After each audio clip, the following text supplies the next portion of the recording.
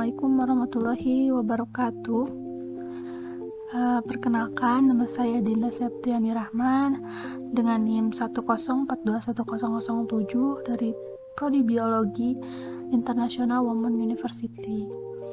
Kali ini saya akan mempresentasikan tentang etika ilmu untuk menyelesaikan tugas filsafat ilmu pengetahuan.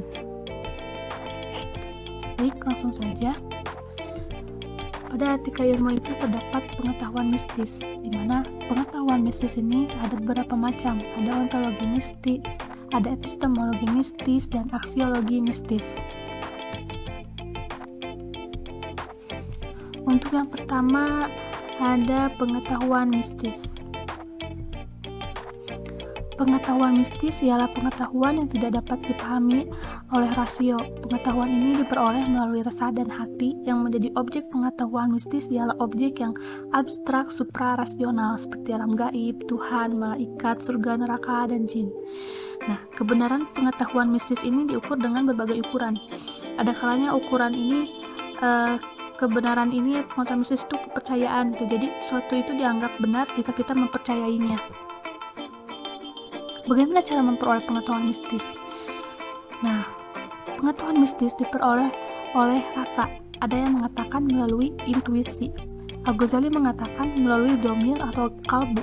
Kebenaran mistik dapat diukur dengan berbagai macam ukuran. Bila pengetahuan itu berasal dari Tuhan, maka ukurannya adalah teks Tuhan yang menyebutkan demikian. Nah, sudah saya bilang tadi bahwa ada kalanya pengetahuan mistis itu dianggap benar jika kita mempercayainya.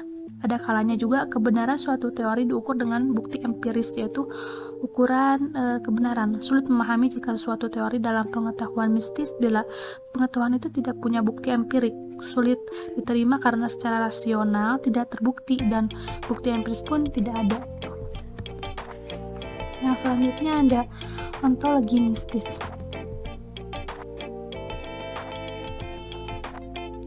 Pengetahuan mistik juga sering disebut dengan pengetahuan metafisika, yang artinya cabang filsafat, yang membicarakan hal-hal yang berada di belakang gejala-gejala yang nyata. Menurut Asmoro Ahmid 2005, metafisika merupakan cabang filsafat yang membicarakan sesuatu yang bersifat keluar biasaan, yang berada di luar pengalaman manusia. Nah, di dalam Islam yang termasuk pengetahuan mistik adalah pengetahuan yang diperoleh melalui jalan tasawuf, atau pengetahuan mistik yang memang tidak diperoleh melalui indera atau jalan rasio.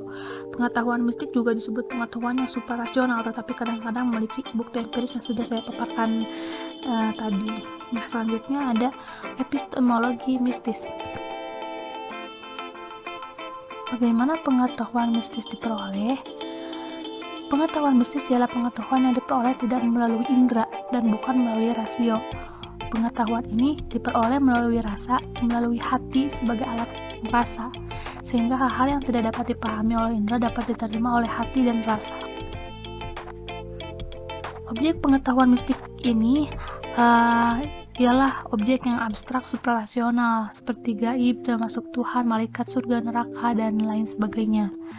Nah, cara memperoleh pengetahuan mistik ini dalam pandangan Sufi disebut juga dengan torikot, yang terdiri dari macam-macam dari makom-makom untuk menggapai Tuhan. Pada umumnya, cara untuk memperoleh pengetahuan mistik adalah latihan yang disebut juga riyadoh.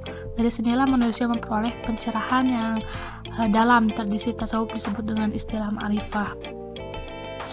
Nah, objek empiris dapat diketahui sains sebenarnya ya, karena objek abstrak rasional dapat diketahui filsafat. Sisanya yaitu yang abstrak suprarasional dengan apa gitu ya.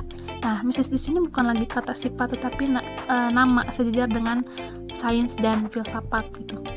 Begitu pula dengan pengetahuan mistik yang di luar regional agama seperti ada peletra, santet gitu ya.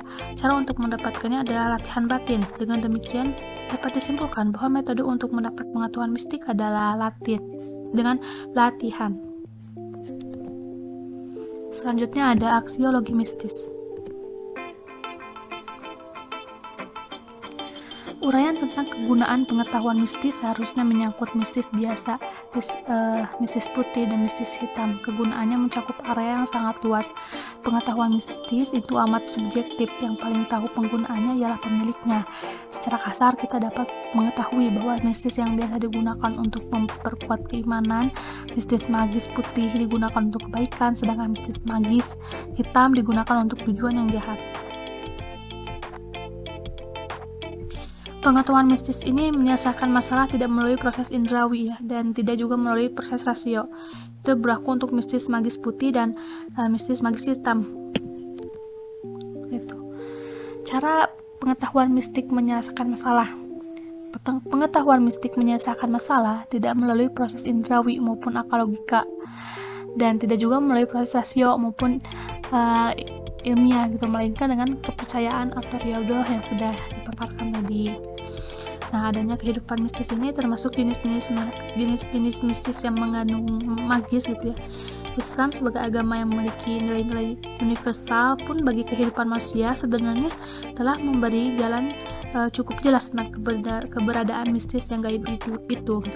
Akan tetapi, meskipun demikian, hampir seluruh kehidupan beragama di dunia ini mengakui adanya kehidupan mistik sebagai kebutuhan untuk menyelesaikan masalah, karena pada dasarnya permasalahan yang ada di dunia ini secara mutlak dapat diselesaikan dengan sains maupun filsafat, melainkan mistiklah salah satunya yang paling berperan.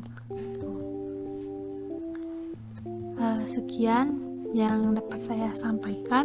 Mohon maaf bila ada kekeliruan. Terima kasih. Assalamualaikum warahmatullahi wabarakatuh.